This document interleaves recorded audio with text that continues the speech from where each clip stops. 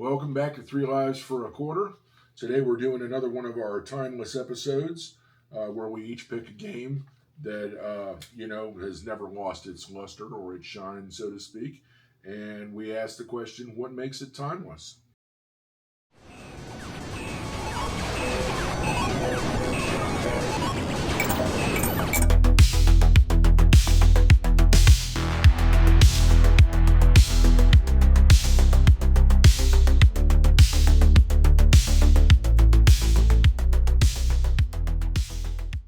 So today's episode, we both came across a Chris Roberts game.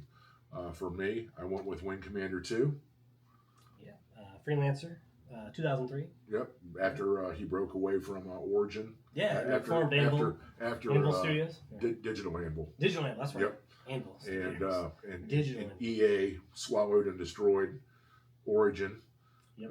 So As they always do. He left. Richard Garriott left, creator of the Ultimate series and founder of the company. And everybody's gone off and done their own thing since then. So. Yeah, he formed Digital Anvil, which is kind of funny because EA destroyed Origin, and then Digital Anvil was eaten up by Microsoft. Yeah. And a lot of that has to do with Chris Roberts' mismanagement, which is a pattern which we will talk about later. Yeah. But anyway. In a certain movie. Oh, God. Welcome to Sol Sexy Lieutenant. So, Wing Commander 2 here came out a year after Wing Commander. So, 1991. 1991. This is an MS-DOS game. And basically it took everything that they had invented and put into the first game and just did it on steroids. Better graphics. An enhanced version of the same engine, because the engine didn't really change till Wing Commander 3 came out. And then they really went into the storyline on this game and did a whole branching quest line. And so your actions at one part of the game could definitely modify the actions of an event later on, and vice versa. There were definitely consequences to your choices when you played this game.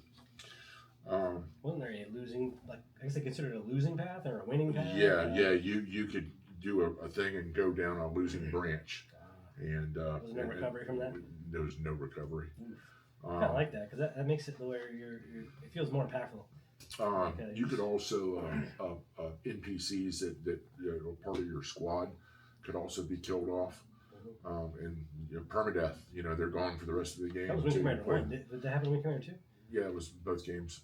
Wing Commander 2 was more scripted in that regard, right? Yeah. The Wing Commander 1, they could just die randomly. But 2 is more. Well, I mean, your wingman could get killed, but there is a scene where they are captured, and Prince Valka will, you don't want to talk, huh?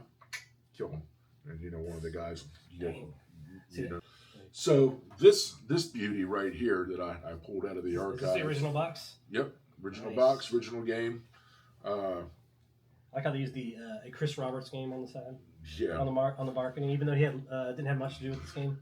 So while I was overseas on my second deployment, my second med cruise, so this was in between Desert Storm years ago, I think I probably grabbed a gaming magazine when I was over in Rota, Spain, or one of the bases or over there. So I knew this was coming out. And what I did was when the ship, I was in the amphibs, so we had to drop a bunch of Marines off down in North Carolina. And we had a little bit of liberty after that. Went out and got some steak and some real American food, which we hadn't had for 6 months. But I found a phone booth, and I called a retailer that we used to have back in the day called Chips and Bits. And I got this, and I got the voice pack, which those discs are in here. So when you bought it, the voice pack was, did the voice pack release with the game, or? It wasn't with the game, it was an add-on. But did it release at the same time, or release after? Simultaneously. Oh, simultaneously, just an extra add-on. Yeah. Okay. So it was like, $12, $15 on top of whatever the game price was. Got both of those, and, I got home 3 days later, and it was waiting for me at the front door. Hey, So, can't beat that. Sadly, as good as this game is, the kind of kick in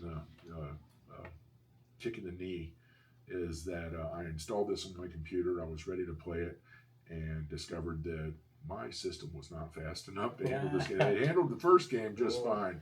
So here it is. My computer is. I think a lot of us could have that. Maybe a little bit over a year old. Yeah. And that's actually That's a thing. painful. That is something that Origin Systems did a lot because it happened with the Ultimate games too. Every Ultimate game you had to buy a new computer.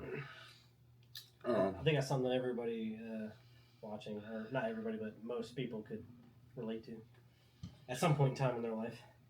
So what I'm going to say here is why this remains a classic. I've got a few notes here. One, the speech pack voice was new back then, and it added that was pretty revolutionary, right? A lot of audio to the just what would have been silent scripted things with words on the bottom of the screen. Only certain certain cutscenes, like they still like the bigger cutscenes. Yeah, the bigger ones. Yeah.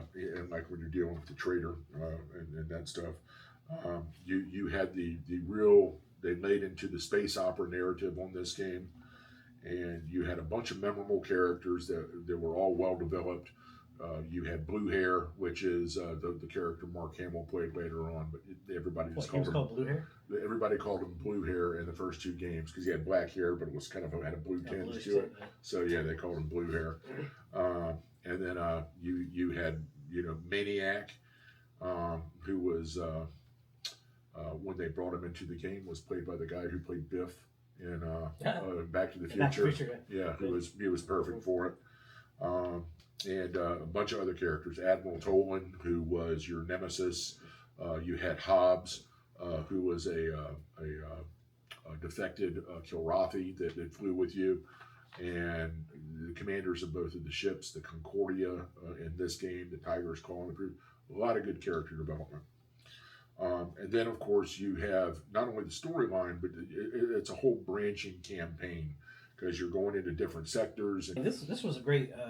This was definitely contributed to pushing gaming more towards cinematic experiences. It was, and it led to 3, which was the cinematic experience. That was a true multimedia game. Cinema. Because if you look at Wing Commander 1, it's the you had cutscenes, but it was mostly people running to the ship or. Right. There wasn't a lot of story. Very Battlestar Galactica. Yeah. You see them running down the hall, and you see the side view of the helmet, and then they get in the cockpit, and it lowers, and then you shoot out the tube. And the animation quality was excellent. Yeah. But with Wing Commander 2, like they cranked up that cinematic experience to like another level. Yeah.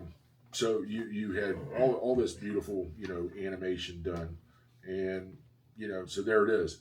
On top of that, once you beat the game, which was exhausting. You're not going to solve this in a day. They came out with 2 special operations packages, which were just expansions of about 20 more missions per expansion. And it actually continued the story of the game here, where the guy that becomes the traitor takes off, and there's a ship that's stolen that they're trying to deliver to the Kilrathi, and because they're working with the Kilrathi. And so you had these 2 really good expansions. Not quite as good as the expansions on the first Wing Commander, I will say. However, there was a 3rd one planned, and it got canceled somewhere along the way. Don't know a lot about it. I'm still researching it. But the second expansion definitely ends on a cliffhanger. They were going to have a 3rd totally one. Intended, yeah. And there were some listings for it in some literature, but the only text I've got here is Origin planned an expansion that was canceled before substantial development, unresolved war threads, etc., were taken care of in the Wing Commander novels, and I guess it was addressed in the Wing Commander series. It was on the story side of things. Yeah, but like one of the things that happens in the final expansion is Maniac, one of the main characters, he ejects from his ship, and he's just floating out in space. And it's never addressed again. But when Wing Commander 3 came on, Maniac's in the first scene practically. Yeah. Okay. So it's like, but never addressed. But it's years later, and it's never addressed. So yeah, that's pretty funny.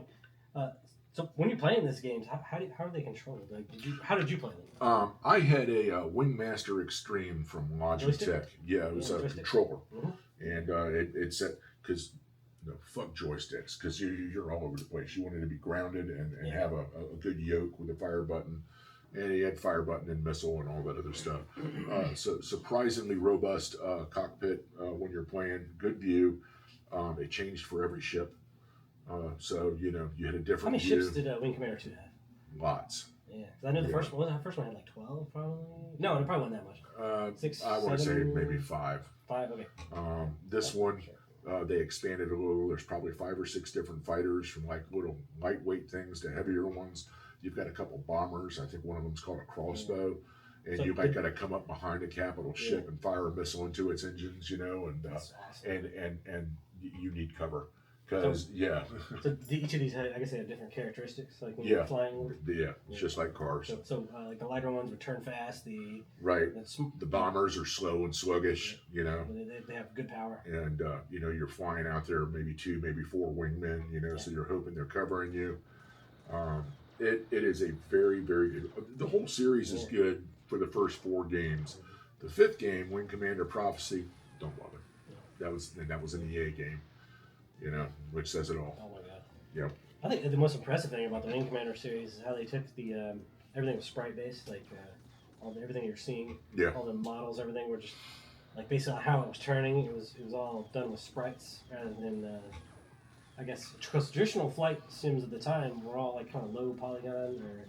Well, you could say it's kind of like Duke Nukem. It was a pseudo 3D. Yeah. It wasn't quite. It gave you the 3D. impression that you were actually doing right. But because of that. You could do it with more hardware. You could do more with less. Yeah, you could do a lot more with less. Everything looked better. It looked like great.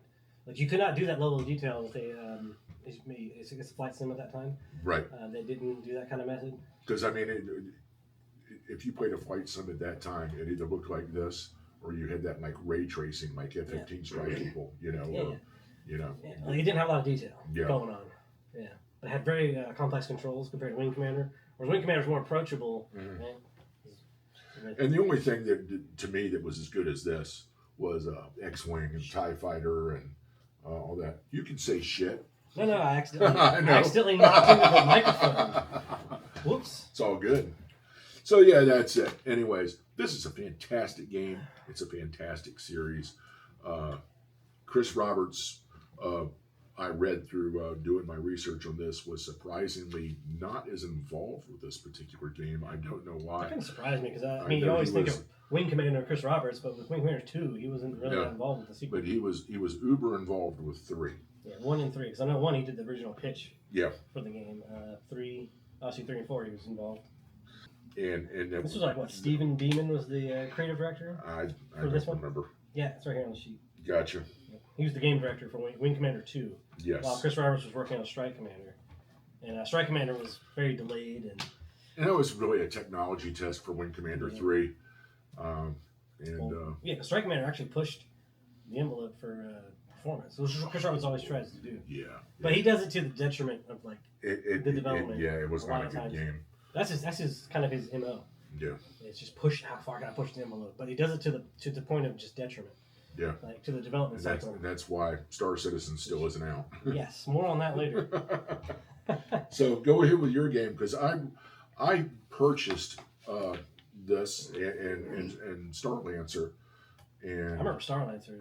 And that was actually my first Chris Roberts game was Starlancer. Because that was a spiritual sequel to but I couldn't get it to run. But I don't think Chris Roberts was very involved in that either. I think it was his brother and someone else. I can't remember exactly. I don't know. I'd have to look it up. That was Digital Manville. Yeah, we're not really covering that game in this podcast. They're a spec in the that was their first game, the Digital Manville. Yeah. Studio. It was started by him and his brother and I think another person.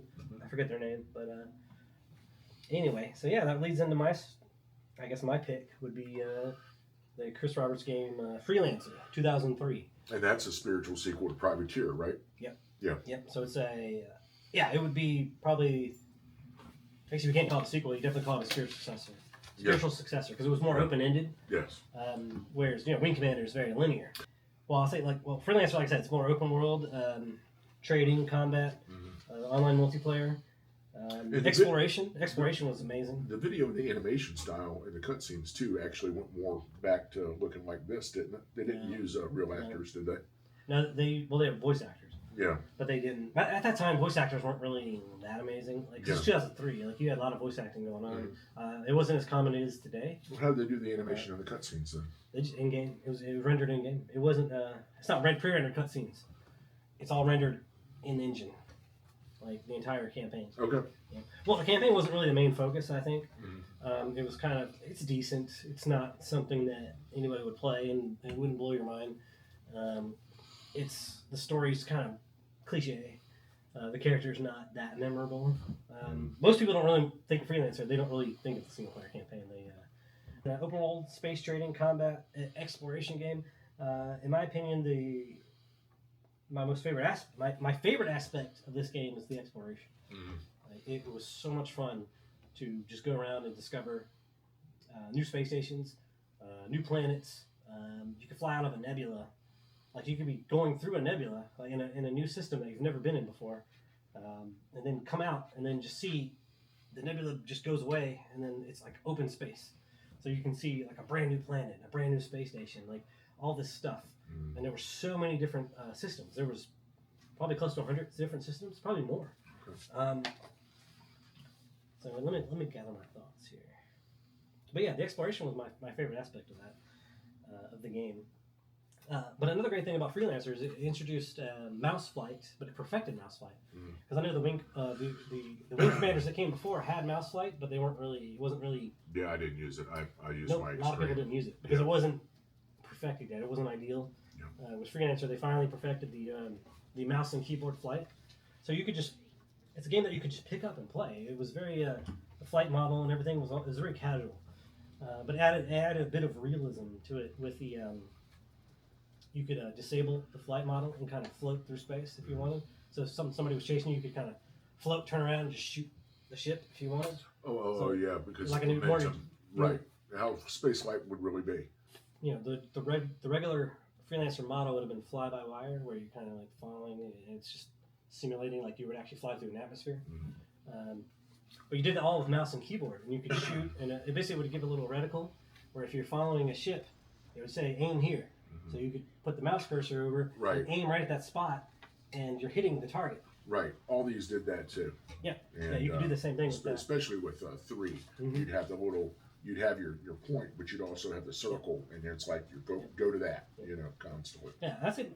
Probably my biggest criticism of Freelancer is it could be a little repetitive. Yeah. With the combat specifically, the exploration was just amazing because you could find so many different new things.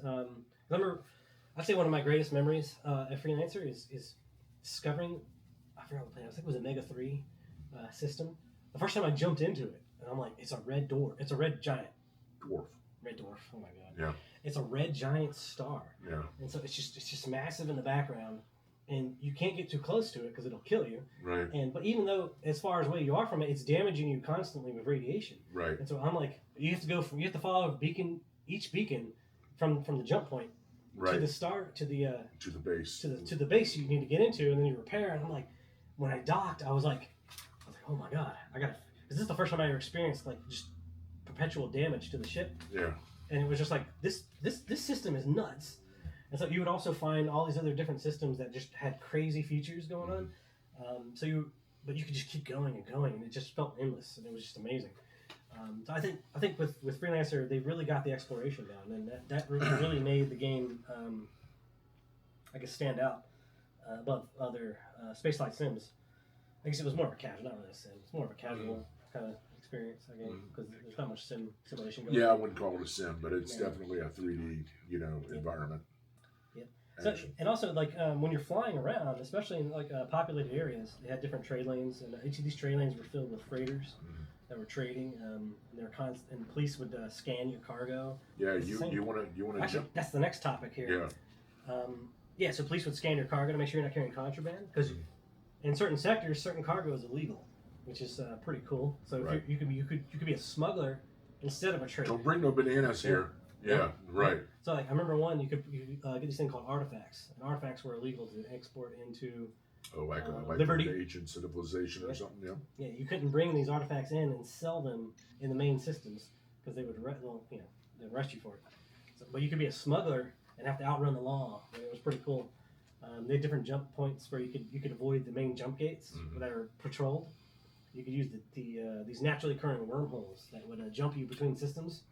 Sounds like Privateer. Yeah. Exactly. I'm sure a lot of inspiration came from that. They basically just tried to take Privateer and just scale it up to like keep it in the wire. You know, and a cool thing with Privateer too is, you know, it took place in the Wind Commander universe, and I'm assuming it's the same thing. No, Freelancer's like its own thing. Freelancer and Starlancer. Starlancer and Freelancer are in the same universe. Right. Yeah. And what was the term? Spiritual successor. So. It was more of a direct sequel, I think. Yeah. Because it considers Starlancer as a prequel. Right. Yeah. It's considered a prequel. So I got a few more things to cover here. Sure. So yeah, police scan your cargo. Patrols would announce their destinations. Like, so you could run into a security patrol. They're just patrolling random areas, and they'll just be like, "Hey, I'm Alpha 1-1. I'm scanning this sector, and I'm heading here." And they would just. But what it would do is it would create. It just felt alive. Right. Everywhere you went, you felt like there was always radio chatter going on. There was people doing things. There was people going somewhere, requesting docking permissions at a planet or a star system. So it always felt like alive. It never felt dead, which is contributed to the atmosphere. Yeah, you can also discover, like if you're in the middle of a nebula, you can fly around in it and discover a derelict ship.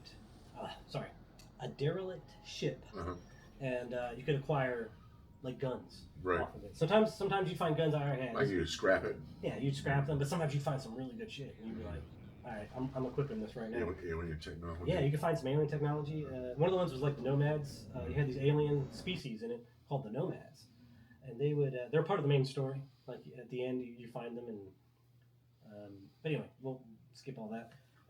But in the online multiplayer, you could go on and find Nomad technology, but these guns would use a lot less energy, but do a decent amount of damage. So it was like those were like the coveted guns for everybody online.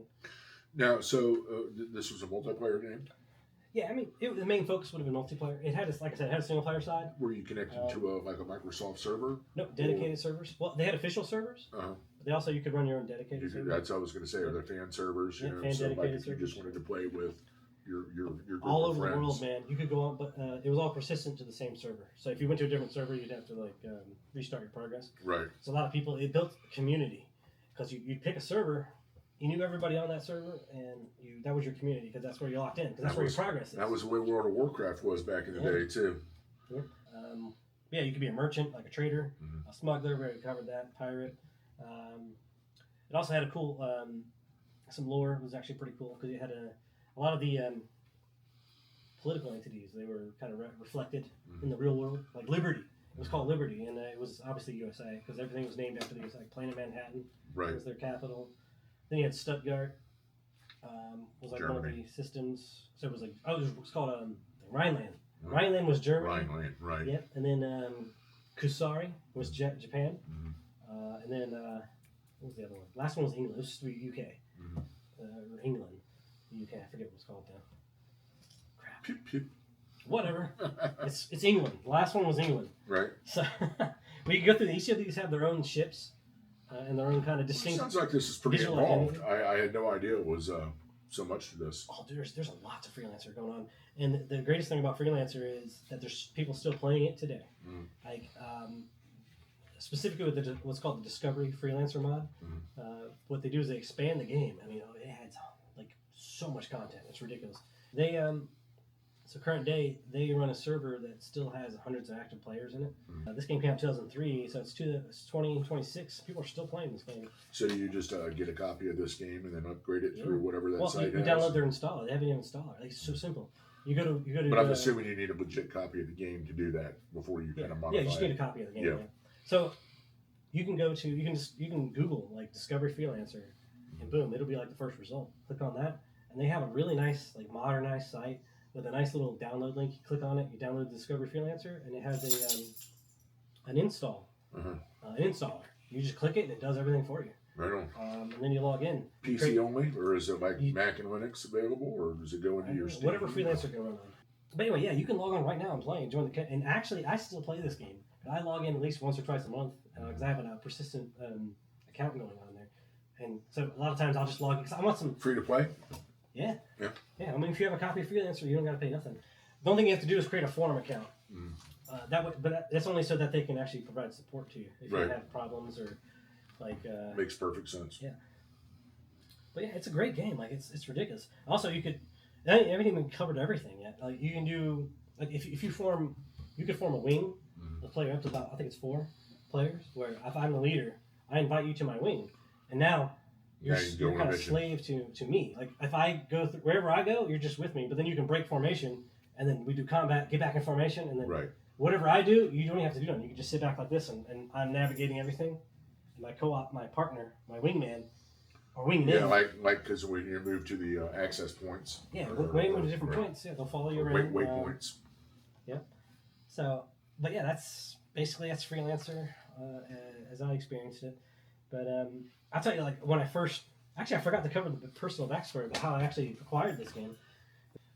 So my Uncle Joe, not this Joe, he's not my uncle, but I had an Uncle Joe, and he was also kind of like my stepdad, where he would always upgrade his computer based off what the next NASCAR game was doing. Uh-huh. But he got into Freelancer. And so when I first experienced it, I went over to his house. So anyway, he was playing the game, and I'm like, I thought it looked awesome. Because, he had the best... Your experience was you saw it over, like, his shoulder.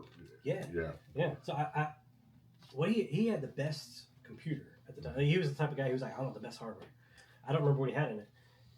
At the time, but he had a 5.1 surround system set up in his room too. So like when he was flying through, he had that whole environmental audio going on. Yeah, it was in the sound design. And actually, it's another thing I didn't even talk about. Freelancer's sound design is fucking amazing.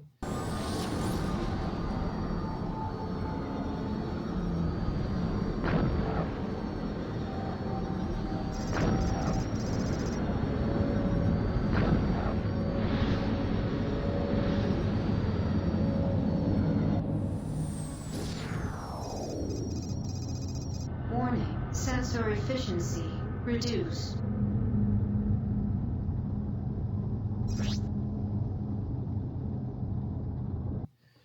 Because some of the nebulizer would have like thunder going on, lightning, and it was so atmospheric.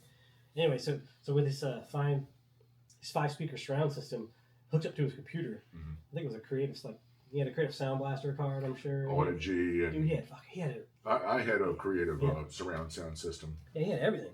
So I walk into the room and I'm like, first time I saw him, I'm like, what are you playing? This is some cool shit.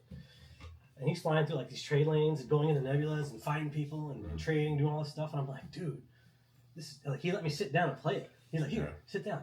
And I was playing it. Never want to leave. Dude, I sat there for like 2 hours straight, and he was like, guiding me and telling me what to do, and or we were just talking in general. And then, so the next day I come over, and he's gone, and everything's gone. So anyway, the next day where's my game? So the next day I come over, and I'm sitting there for like a few hours playing the game, and my Uncle Joe walks through the door. He comes home from work, and he just tosses me a copy of Freelancer. Just the box he just bought from Best Buy, just tosses it at me, and I catch it, and I was like, is this for me? And I'm like, oh my god. He's like, go home and play right now. He's like, go on, get on, we'll play.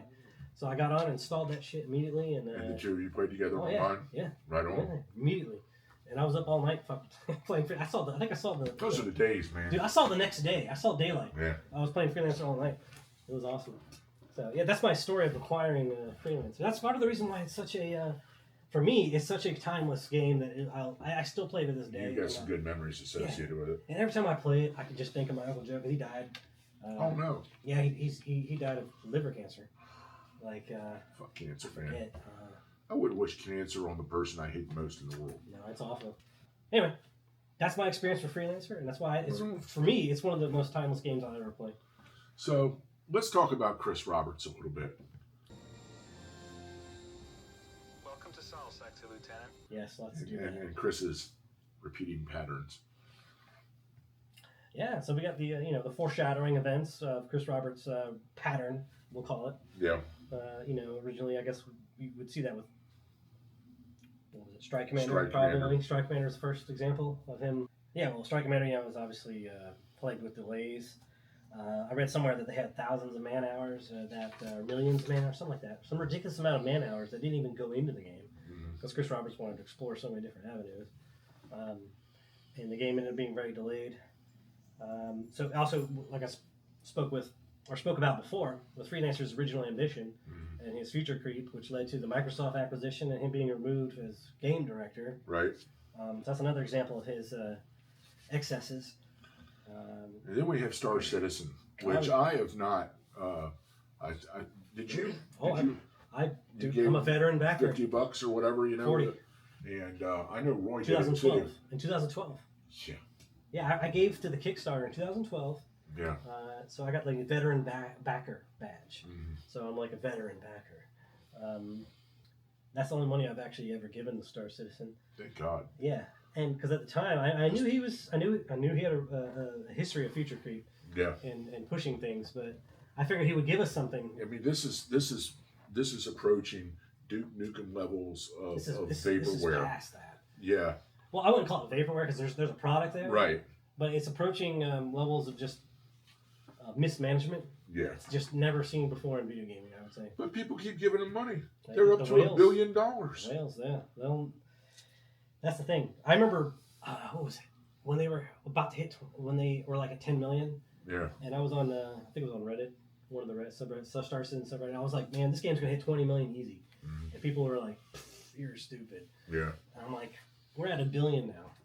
Like, this is I ridiculous. remember a few years ago, just a few years ago, it was like 300 million.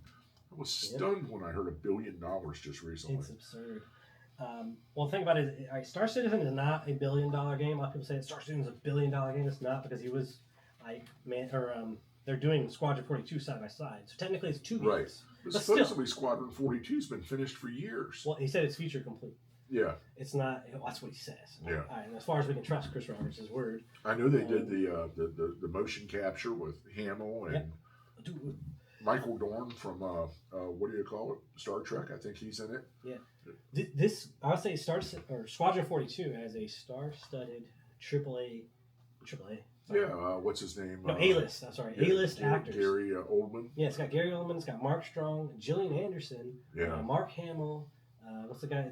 Jonathan Rhys-Meyers, who was Paladin. Gimli. He was Paladin in the previous game. Yeah, but he was Gimli in Lord of the Rings. The Squadron 42 is Wing Commander. Yeah, it's basically Wing Commander on steroids. Yeah. What else do they have? Liam Cunningham is in it as well. Henry Cavill's in it.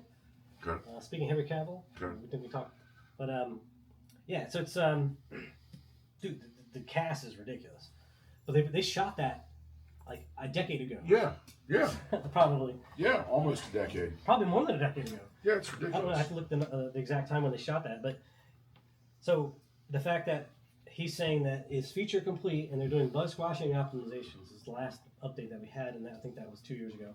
So that's kind of the mean. Squadron 42 is always 2 years away. Every year or so they're like, okay, it's going to be another year. Yep. You know, and it's like, Jesus Christ. And I've seen some beautiful videos.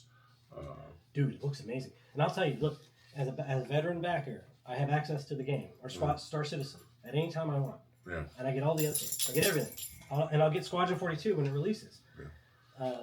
So I've played Star Citizen, and I'll say, if it wasn't for the bugs, it's one of the most impressive games I've ever played in my life. Because you can fly from the surface of some of these giant planets into space. Yeah. And it's seamless. Yeah. And even like going between planets, there's no loading screens, there's nothing. You can go straight from like quantum drive, and just you're coming out of quantum drive straight into the fucking planet, and there's no load screens. You're just doing it all seamlessly. Right. It's like the most impressive tech demo I've ever played. Yeah.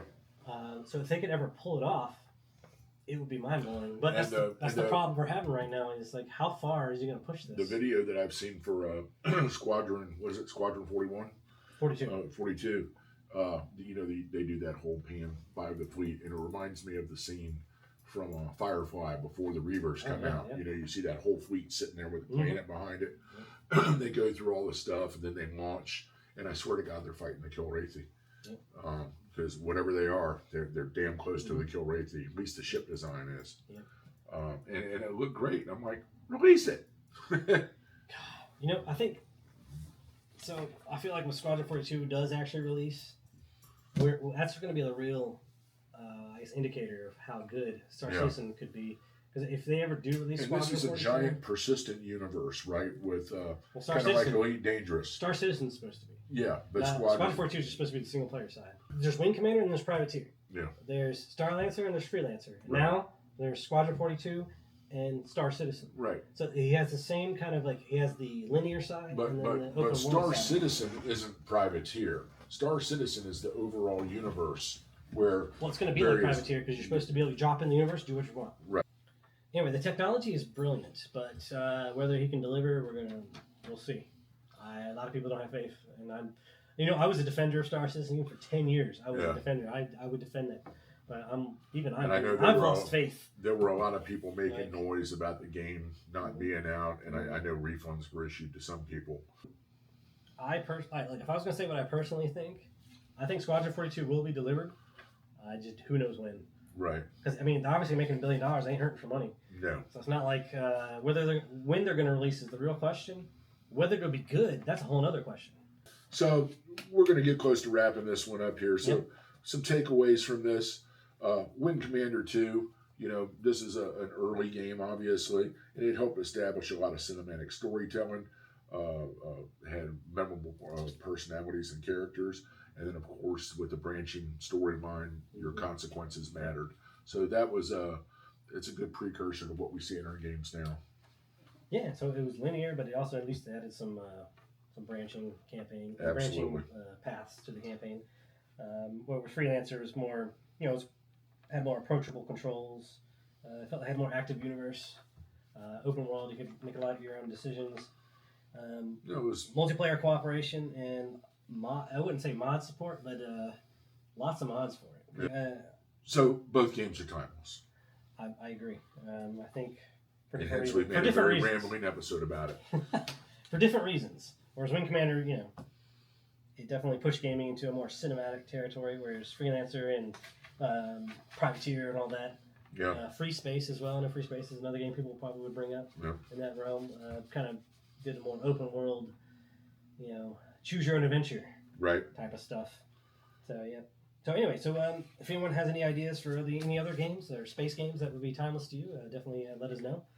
Same thing, if you have a favorite Chris Roberts game, drop it in the notes. Tell any us why. feelings about current Chris Roberts project like Star Citizen, definitely put that in the comments. I'm sure you will. Hopefully you didn't give him too much money. Yeah. Luckily, I only gave him $40, but that's not too bad. No, yeah. I'll watch a chicken fuck for $40. All right. Yeah. We'll leave that in. We're going to leave that in. Anyway, all right, I guess that ends this episode of... Three lives for a quarter. Yep, timeless games. All right. Thanks for stopping by. We'll see you on the next one. Take care.